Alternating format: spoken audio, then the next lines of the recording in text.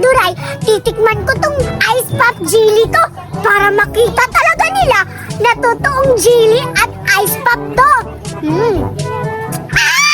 Ang sarap-sarap! Baka akalain nila na piki to.